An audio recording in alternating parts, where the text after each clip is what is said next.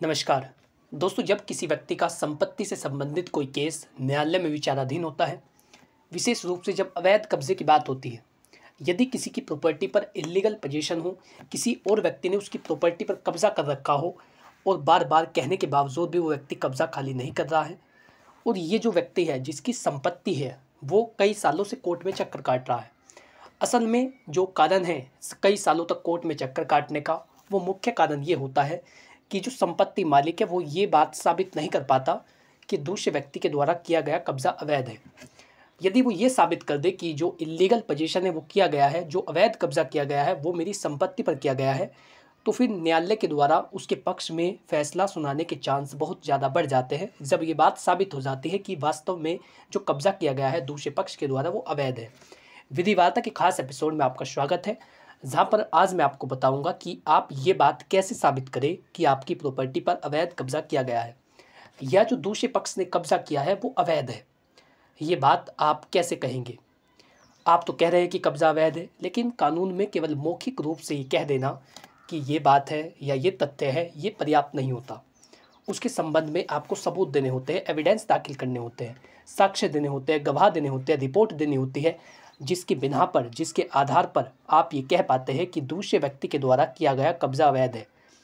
जो baseless argument है, जो बिना तथ्यों की बातें होती है, उन्हें कानून में एडमिसिबल नहीं किया जाता, वो कभी भी एक्सेप्ट नहीं होते यदि आप केवल मौखिक रूप से या केवल हवाबाजी में बात कर रहे हैं। आपको ये साबित करना होगा कानूनी तौर पर कि दूसरे व्यक्ति के द्वारा किया गया कब्जा अवैध है, और ये साबित करने का एक पूरा कानूनी प्रोसीजर होता है जो इस वीडियो में आपको बताने वाला हूँ।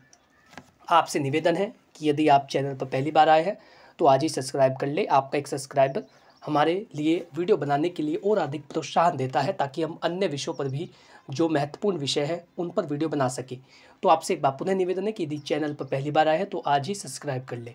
दोस्तों, बात करते हैं पहले तरीके की, आप किस प्रकार से कब्जा हटवाने के लिए ये साबित कर सकते हैं कि दूसरे व्यक्ति के द्वारा किया गया कब्जा अवैध है।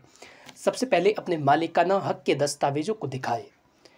वो सारे दस्तावेज जो आपके स्वामित्व को साबित करते हो, जो ये बताते हो कि प्रॉपर्टी आपकी है, या जो संपत्ति है, जो विवादित प्रॉपर्टी है, जो विवादित संपत्ति है, उस पर मालिकाना हक मेरा है, ये साबित करने के वाले जो दस्तावेज है, ये साबित करने वाले जो डॉक्यूमेंट्स है वो आपको दिखाने होंगे। स्वामित्व संबंधी जो दस्तावेज है जिनमें आपका नाम हो, जिनमें ये बात लिखी हो कि वास्तव में संपत्ति आपके नाम पर दर्ज है, वो स्वामित्व के दस्तावेज आपको किसी भी अधिकारी को दिखाने हैं, या यदि आपका केस कोर्ट में चल रहा है तो आपको वहाँ दिखाने हैं। सबसे पहले महत्वपूर्ण दस्तावेज मालिकाना हक के होते हैं, जिनके आधार पर कोई भी केस दायर किया जाता है या आप ये कह पाते हैं कि संपत्ति मेरी है। सबसे पहले संपत्ति आपकी है का विवरण दे, ये बताए कि प्रॉपर्टी आपकी है, और इसके संबंध में आप खरीदी बिक्री दस्तावेज, जिसे बैनामा कहते हैं, सेल डीड, आप वो दिखा सकते हैं। यदि आपके पास बैनामा होगा, आप ये कहेंगे कि मैंने इस व्यक्ति से प्रॉपर्टी खरीदी थी, इतने रुपए में खरीदी थी, इतनी तारीख में, ये सब रजिस्ट्रार कार्यालय में दर्ज है, तो आपकी बात मजबूत होगी। केवल ये कह देने से कि संपत्ति मेरी है, ऐसे कानून आपकी बात नहीं मानेगा। वो प्रॉपर्टी आपके नाम किस प्रकार से आई है, कितनी तारीख को आपका बैनामा हुआ था, क्या वो बैनामा कानूनी रूप से वैध था या नहीं, ये जो बातें ये तब कही जाएंगी जब आप अपने दस्तावेजों को दिखाएंगे। तो सबसे पहले बिक्री का जो विलेख है वो आप दिखा सकते हैं। यदि रजिस्टर्ड एग्रीमेंट कोई हुआ हो तो आप वो दिखा सकते हैं। खसरा खतौनी सबसे महत्वपूर्ण दस्तावेज, यदि वो पुरखों के नाम से आपके नाम पर आई है, आपके जो पूर्वज थे उनके द्वारा विरासत में आपको मिली है, तो इसके संबंध में खसरा खतौनी आप दिखा सकते हैं। खतियान में इस बात का जिक्र होता है कि वास्तव में प्रॉपर्टी किस व्यक्ति के नाम दर्ज है, और ये सरकारी रिकॉर्ड होता है, एक राजस्व अभिलेख होता है जिसमें इस बात का विवरण होगा कि प्रॉपर्टी किस व्यक्ति के नाम पर दर्ज है, किसके नाम पर अंकित है। जब आप खतौनी में अपना नाम दिखा देंगे तो आपका पक्ष बहुत ही अधिक मजबूत हो जाएगा, जब आप ये बता देंगे कि खतियान में मेरा नाम दर्ज है। दूसरा है जमाबंदी। यदि आपके पास जमाबंदी हो तो वो भी महत्वपूर्ण दस्तावेज है। यदि आपके पास वो ज़मीन पट्टे के द्वारा आपको मिली है, सरकार ने पट्टे जारी किए थे, पट्टे के रूप में आपको वो ज़मीन दी गई है, तो जो पट्टा है वो आप दिखा पाएंगे। ये जो दस्तावेज है ये आपकी मालिकाना हक को साबित करेंगे, ये बताएंगे कि प्रॉपर्टी आपके नाम पर दर्ज है। इसी के साथ जो प्रॉपर्टी टैक्स की रसीदें हैं, प्रॉपर्टी कर की जो रसीदें हैं वो आप दिखा सकते हैं।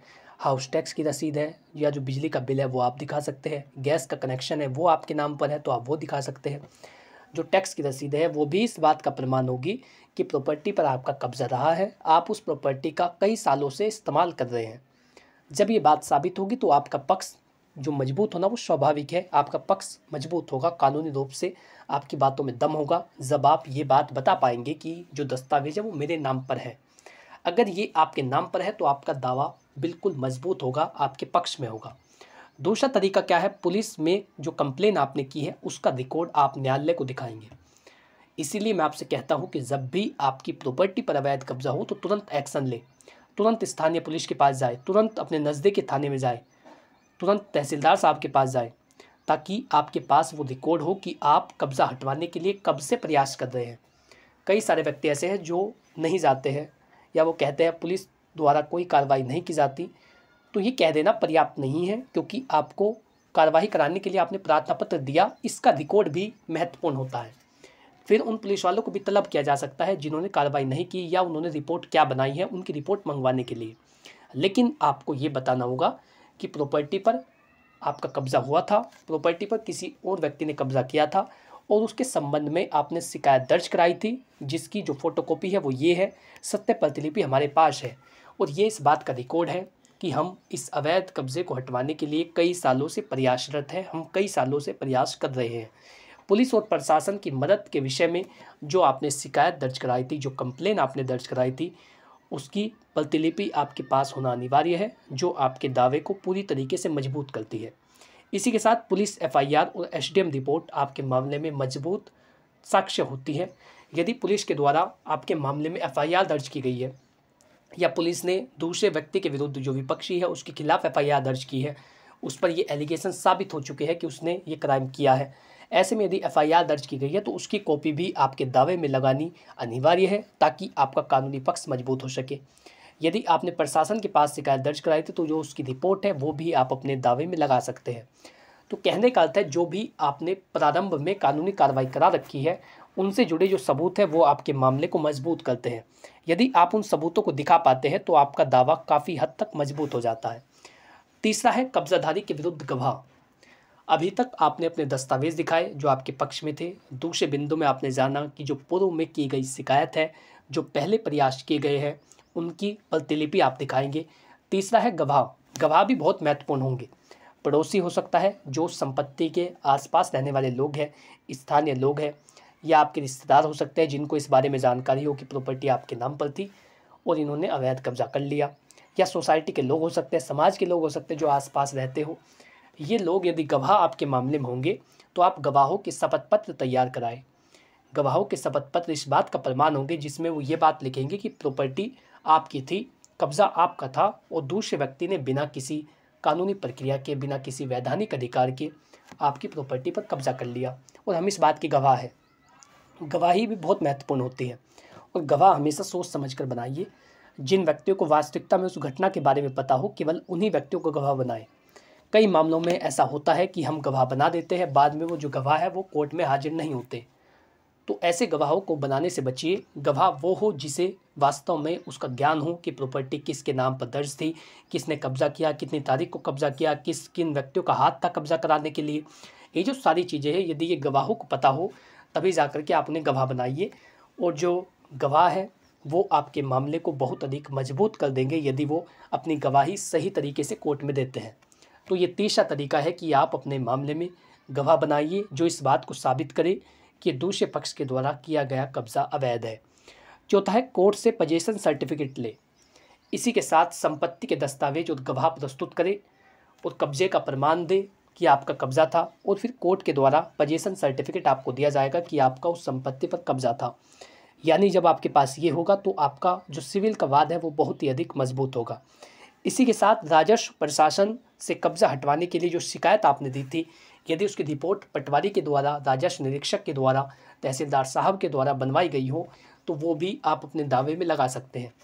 उसमें इस बात का जिक्र होगा कि शिकायत दर्ज कराई गई थी और संपत्ति के दस्तावेज लगाए गए थे और डिमार्केशन हुआ था, जो उसकी लंबाई चौड़ाई है वो निकाली गई थी, आसपास की जो चौहद्दी है वो देखी गई थी और ये पता चला था कि किस व्यक्ति ने अवैध कब्जा कर रखा है, कितने हिस्से पर कब्जा किया गया है। तो वो रिपोर्ट भी बहुत मायने रखती है। यदि वो रिपोर्ट आपके पास है, या स्थानीय प्रशासन के द्वारा आपके मामले में पैमाइश की गई और उसकी रिपोर्ट यदि आपके पास हो तो वो भी आप लगा सकते हैं। इन पांचों तरीकों का इस्तेमाल करके आप कोर्ट में ये साबित करेंगे कि आपके द्वारा जो कब्ज़ा है वो वैध था और जो दूसरे पक्ष के द्वारा कब्ज़ा किया गया है वो अवैध है। और जब भी ये साबित हो जाएगा कि कब्ज़ा अवैध है तो आपके मामले में फैसला आने के चांस काफ़ी हद तक बढ़ जाएंगे। तो ये वो महत्वपूर्ण जानकारी थी जिसमें मैंने आपको बताया कि कैसे साबित करें कि दूसरे व्यक्ति के द्वारा किया गया कब्ज़ा अवैध है।